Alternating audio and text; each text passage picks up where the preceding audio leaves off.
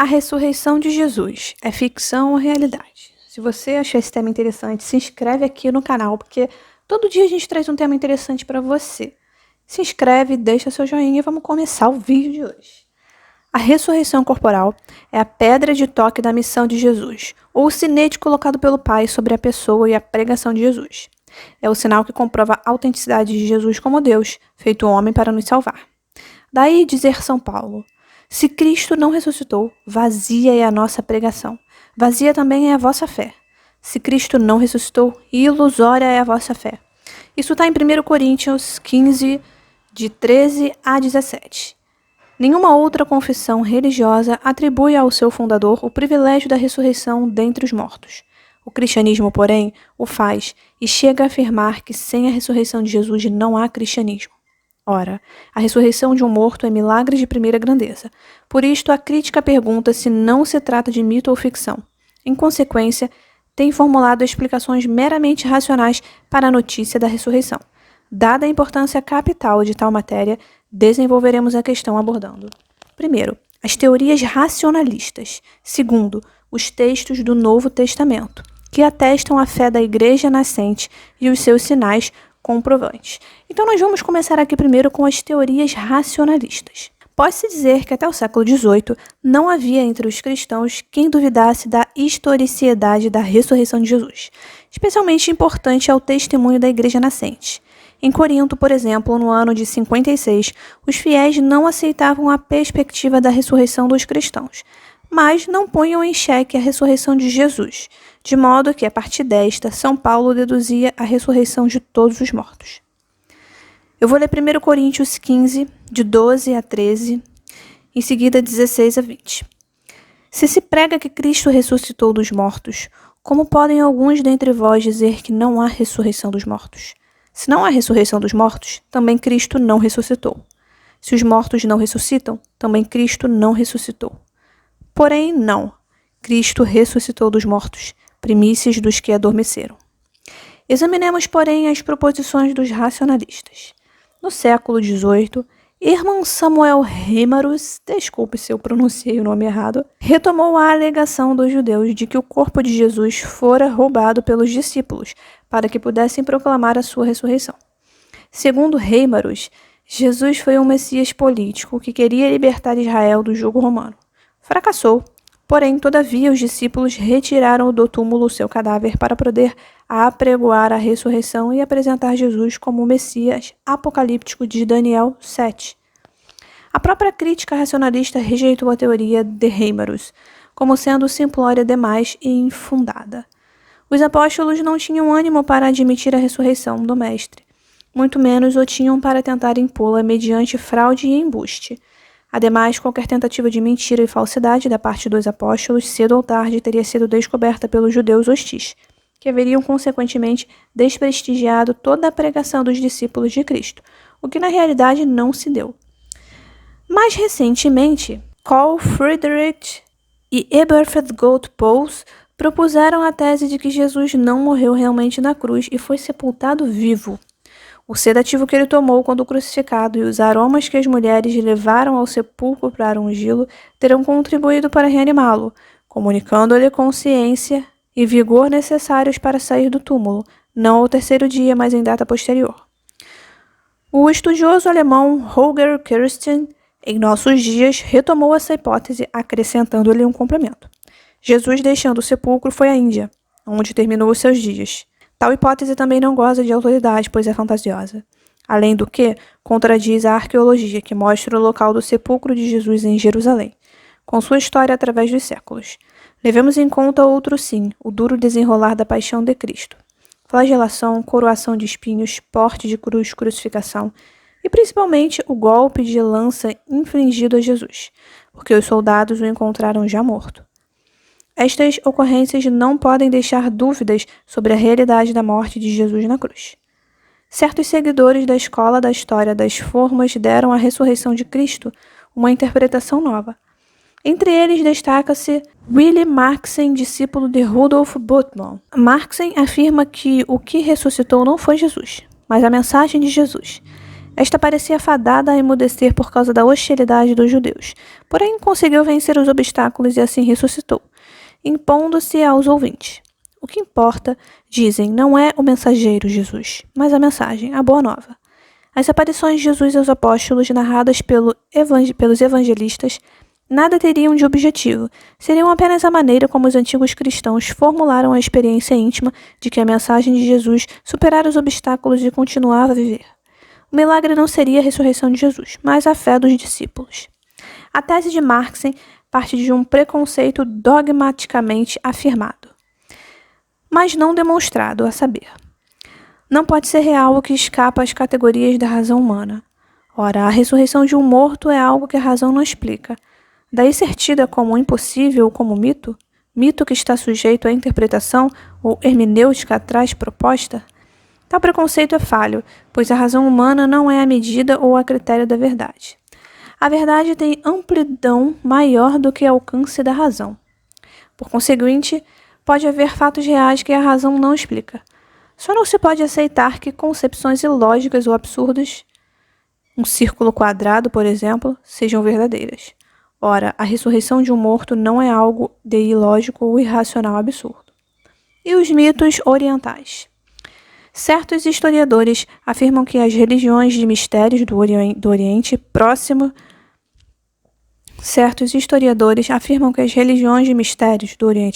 conheciam, no limiar da era cristã, mitos de deuses que voltaram à vida depois de haver morrido.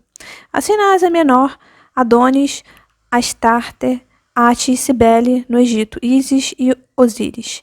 Tais mitos se inspiravam no fato de que a natureza morre no outono e renasce na primavera seguinte.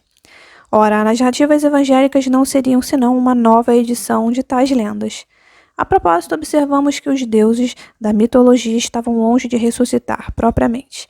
A ressurreição ou volta da alma ao corpo nunca foi um ideal, mas sim um espantalho para gregos e orientais, porque esses tinham o corpo na conta de cárcere da alma. Ademais, a ressurreição de Jesus nada tem que ver com os mitos da vegetação que morre e renasce. Por último, consideremos também que a fé se manifestou desde os primeiros dias da Igreja. Ora, a Palestina não era terreno favorável ao sincretismo religioso. Os judeus, mesmo convertidos ao cristianismo, eram ferrenhamente avessos aos mitos pagãos. Para que a infiltração de lendas pagãs se desse no cristianismo, teria sido necessário que este tivesse tido origem num ambiente geográfico e numa população tais como a Síria, a Ásia Menor ou Egito. Além do que, exigir-se-ia notável espaço de tempo entre a morte de Jesus e a pregação de sua ressurreição. Uma vez examinadas as teorias que negam a ressurreição corporal de Jesus, vejamos qual seja. O testemunho do Novo Testamento. O texto mais significativo é a profissão de fé consignada por São Paulo em 1 Coríntios 15, de 3 a 8. Ei-la em tradução literal. Faço-vos conhecer, irmãos, o evangelho que vos preguei, o mesmo que vos recebestes e no qual permaneceis firmes. Por ele também sereis salvos, se o conservardes tal como vos preguei, a menos que não tenha fundamento a vossa fé. Transmiti-vos, antes de tudo, aquilo que eu mesmo recebi, a saber que Cristo morreu por nossos pecados, conforme as Escrituras, e que foi sepultado, e que ressuscitou ao terceiro dia, conforme as Escrituras, e que apareceu a Cefas, depois aos 12. Posteriormente, apareceu de uma vez a mais de 500 irmãos, dos quais a maior parte vive até hoje, alguns, porém, já morreram. Depois apareceu a Tiago e, em seguida, a todos os apóstolos. Por fim, depois de todos, apareceu também a mim, como a um abortivo. São Paulo escreveu tal passagem no ano de 56, ou seja, pouco mais de 20 anos após a ascensão de Jesus. Eis, porém, que nesse texto o apóstolo quer apenas lembrar aos fiéis o que ele lhes transmitiu de viva voz quando fundou a comunidade de Corinto. Nessa época, Paulo entregou aos fiéis a doutrina que lhe fora entregue. Transmiti-vos aquilo que eu mesmo recebi. E quando o apóstolo recebeu essa mensagem? Pergunto eu para você. Ou por ocasião da sua conversão, que se deu aproximadamente no ano de 35, ou no ensejo de sua visita a Jerusalém, que teve lugar em 38, ou ao mais tardar por volta do ano de 40. Observemos agora o estilo do texto de 1 Coríntios 15, de 3 a 8. As frases são curtas, incisivas, dispostas segundo um paralelismo que lhes comunica um ritmo notável. abstração feita dos versículos 6 e 8, dir-se-ia que se trata de fórmulas estereotípicas, forjadas pelo ensinamento oral e destinadas a ser frequentemente repetidas. Nesses versículos encontram-se várias expressões que não ocorrem em outras cartas de São Paulo. Assim conforme as Escrituras, no terceiro dia, aos 12, apareceu, expressão que só ocorre sob a pena de São Paulo no hino citado pelo apóstolo em 1 Timóteo, capítulo 3, versículo 1 a 6. Estas indicações dão a ver que São Paulo, em 1 Coríntios 15, de 3 a 8, reproduz uma fórmula de fé que ele mesmo recebeu já definitivamente redigida poucos anos, 2, 5, 8 anos, após a ascensão do Senhor Jesus. Versículo 6, quebrando o ritmo do conjunto, talvez tenha sido introduzido posteriormente. Quanto ao versículo 8, é por certo uma notícia pessoal que São Paulo acrescenta ao bloco. Vê-se, pois, que desde os primeiros anos da pregação do Evangelho já existia entre os fiéis uma profissão de fé na ressurreição de Cristo, formulada em frases breves e pregnantes. Tais frases eram transmitidas como expressões exatas da mensagem dos apóstolos. Ora, essa fórmula de fé antiquíssima professa a ressurreição corpórea de Cristo como realidade histórica. Para comprovar, havia testemunhas oculares das quais, diz São Paulo, muitas ainda viviam 20 e poucos anos após a ressurreição do Senhor. Tal depoimento de primeira hora é um texto pré-paulino, concebido e transmitido pelos discípulos imediatos do Senhor como expressão da fé comum da Igreja nascente.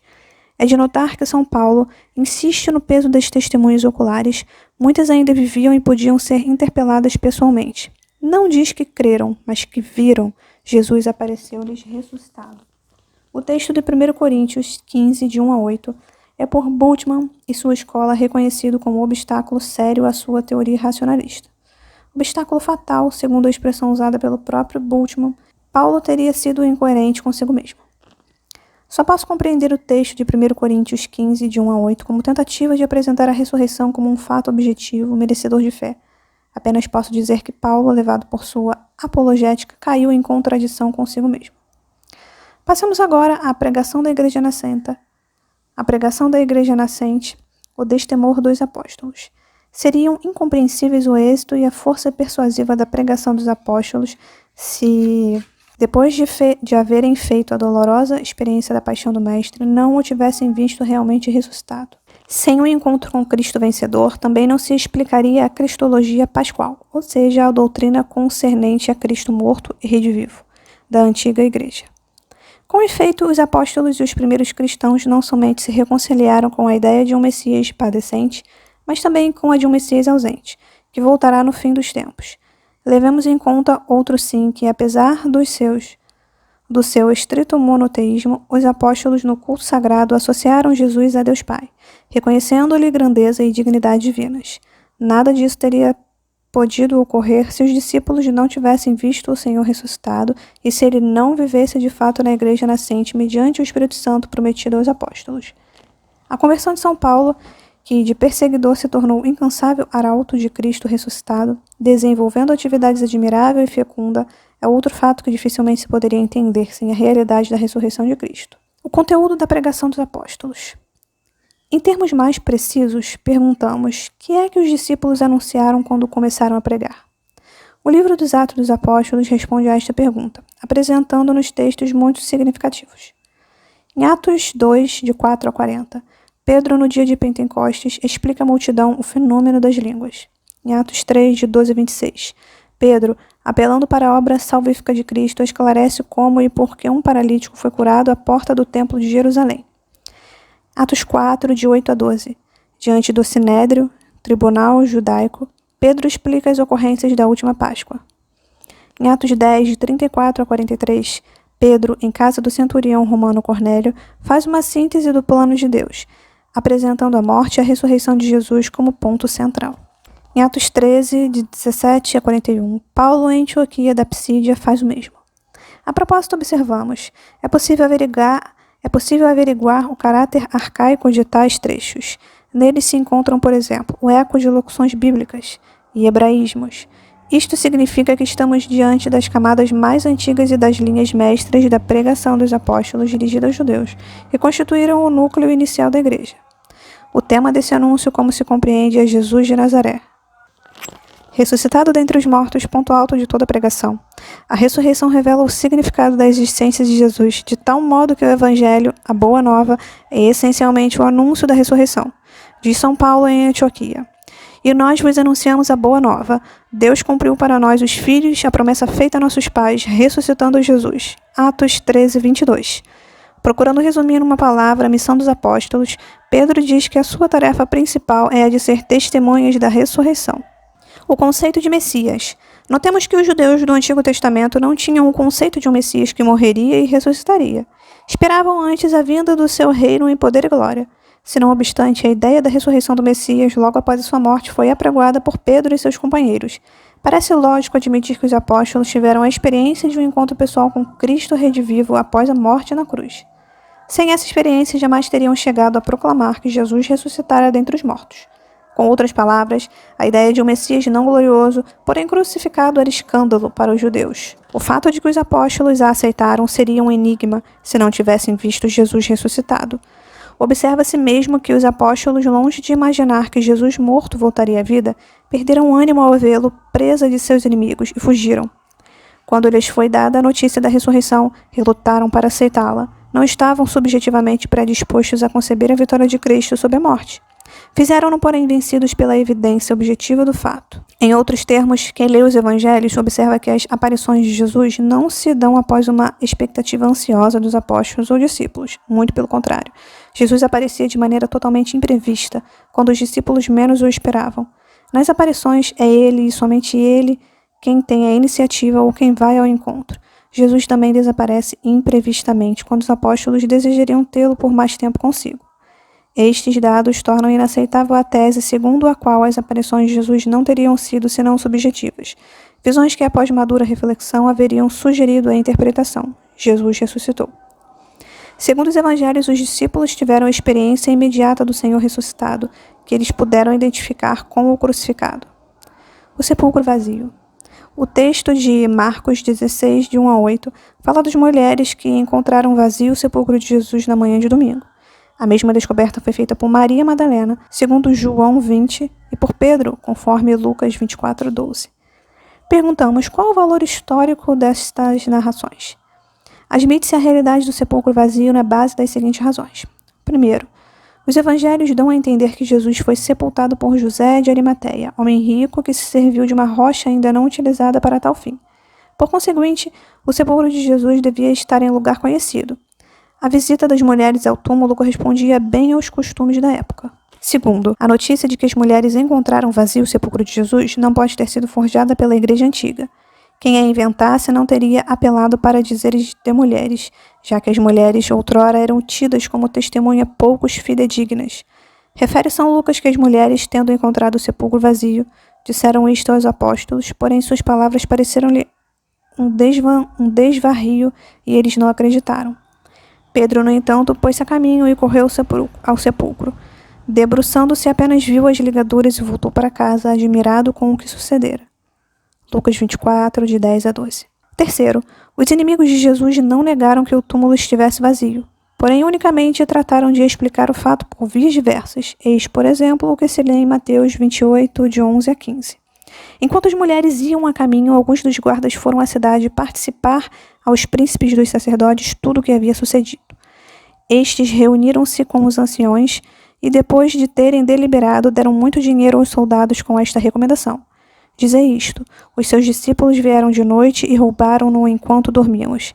E se o caso chegar aos ouvidos do governador, nós o convenceremos e faremos com que os deixe tranquilos. Recebendo o dinheiro, eles fizeram como lhes tinham ensinado, e esta mentira divulgou-se entre os judeus até os dias de hoje. Vê-se, pois, que a tradição do sepulcro vazio é historicamente bem fundada. Ela tem sentido profundo para os cristãos.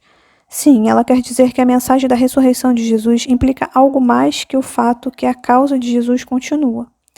Ela incute que existe continuidade entre o crucificado e o ressuscitado. A vida terrestre de Jesus não foi uma fase ultrapassada da existência de Cristo, mas continua presente no corpo do Senhor. O Cristo que ressuscitou é o mesmo que morreu na cruz. Possui o mesmo corpo, embora de maneira diversa. Deve-se dizer também que a ressurreição de Jesus, a qual ninguém assistiu, deixou de si um sinal impressionante na história humana. o sepulcro vazio.